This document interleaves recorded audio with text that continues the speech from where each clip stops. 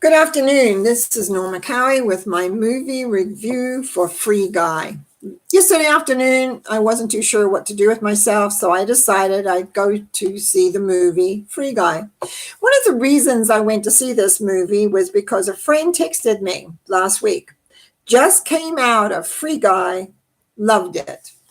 Her and I used to go to movies a lot. Then she moved away, so occasionally we'll get together and go see a movie. Now, Free Guy could also be called Blue Shirt Guy, because Blue Shirt Guy comes up a lot as well. Just want to talk about who's in it. Ryan Reynolds is the main guy. I believe he's also one of the executive producers, although I couldn't see his name come up in the end of it, but who knows.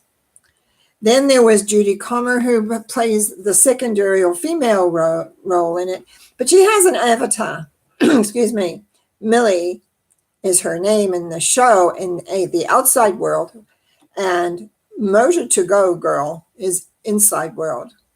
Because there's two worlds in this. There's inside the video game, and then there's the people who run the video game. And two of those people were people who created the original video game, and it got stolen by Mr. Taika Waititi, who is Antworm in the video game. And if you know him and followed him, he's quite a character, and that was really good. Now, Millie's avatar is as Motor to Go Girl, but there's all kinds of avatars running around. But the story goes like this, and if you haven't seen it yet and you don't want to hear it anymore, I have to say, please turn this off. Mr. Free Guy, Ryan Reynolds, has a very plain part to play in his life. He gets up in the morning, he has his Cheerios, he goes gets a coffee with, I think it was cream and 2 sugars, which happened to be Millie's favorite coffee. Then he goes and wears bank, and he says things like, have a good day. In fact, have a great day. So it's all about having a great day. And then they go in the bank, and the next thing, these people come in with their guns, and they blow them up, and all sorts of things. And then the next day, same old thing.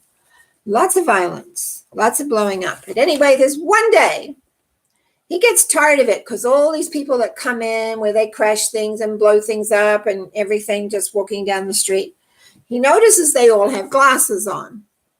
So he's behind in his teller, and it's almost like he's had enough. So he jumps over, grabs the glasses, puts it on, and all of a sudden this other world is exposed to him.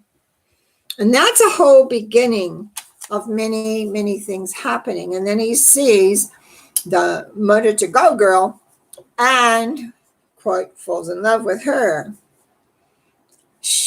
And it comes out, she's trying to find something, because she and another, I didn't write it down, then her business partner, who also works for Mr. Taika,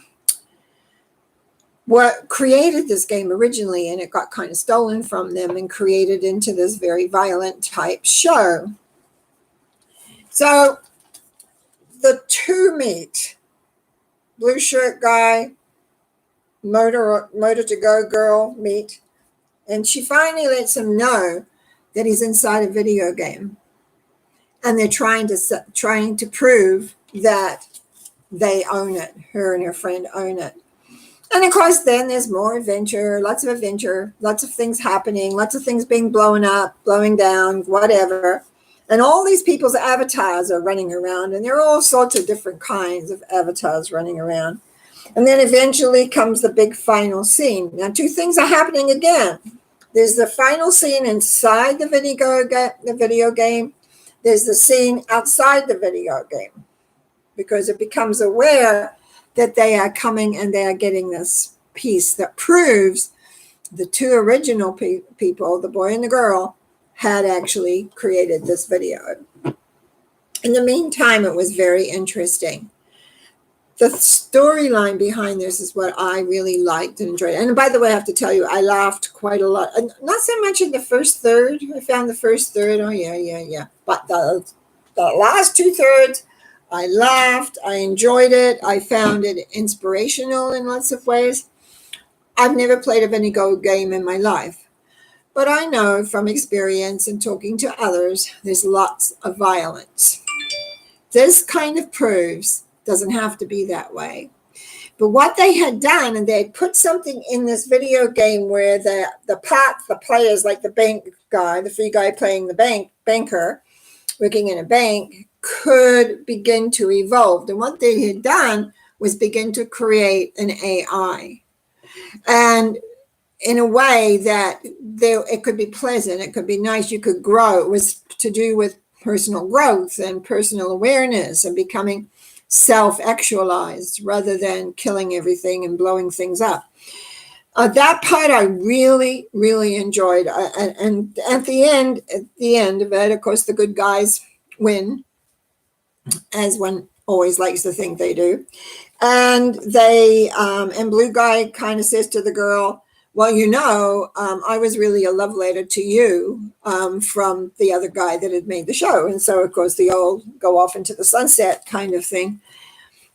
I would give this a good 3 and 3, nearly a 4. I'm going to give it a 4 out of 5. I like what they're working to say is that it doesn't have to be violent. It doesn't have to be super angry. We can blow things up. Yeah, but it doesn't have to be disastrous. So it can be a lot of fun. So if you want to have a fun time, oh, by the way, I should mention, there were a lot of kids in that show, a lot of families. So nice to be in the movies where there's lots of families and kids and everything. And as I said, I laughed often. So if you want to see a good movie with your family, Free Guy, I think is worth it. There are some scenes there that are really about blowing and people. But when you realize it's the avatars that are getting blown up, not the people. The people are behind with their little thingies going like crazy. And there were some good funny scenes on that too. But yeah, bringing two worlds together to be excellent. You have a nice time. Enjoy the movies. I'll catch you next time.